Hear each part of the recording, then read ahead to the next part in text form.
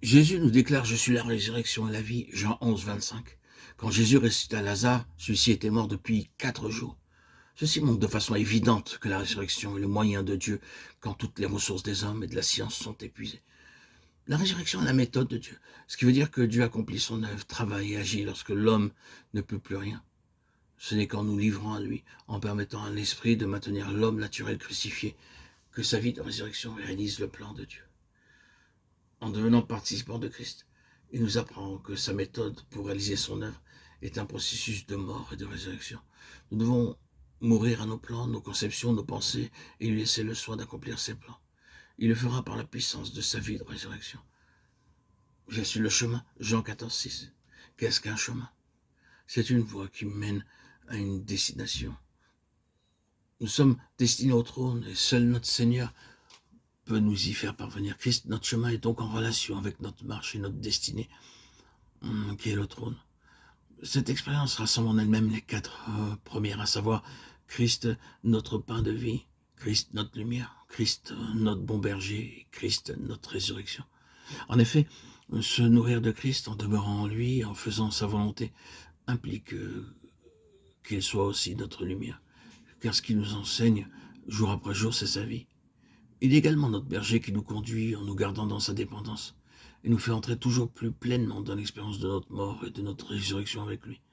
Nous apprenons que c'est sa vie sortie de la mort par laquelle il réalise ses plans. Être conduit, c'est notre privilège. Ne soyons pas comme Israël qui perdit son héritage en raison d'une quadruple cause indiquée dans le psaume 118:8. Israël refusa d'être conduit. Il était indocile, il ne voulait que ses propres voies. C'est l'aspect de son indépendance. Il était dans la rébellion et il ne reconnut pas l'autorité de Dieu et refusa son gouvernement. Si Christ n'est pas Seigneur, nous ne reconnaissons ni son autorité ni ses droits en nous et sur nous.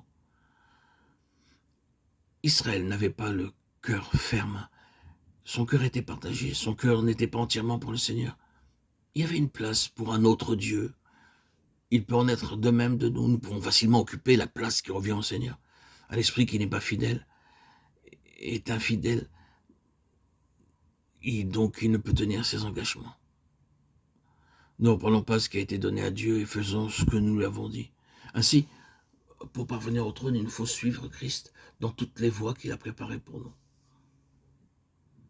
Ainsi, nous pourrons marcher pleinement sur le cheminement de la sanctification et ainsi grandir, nous épanouir, recevoir cette liberté grandissante, cette assurance, cette certitude que le Seigneur veut nous offrir.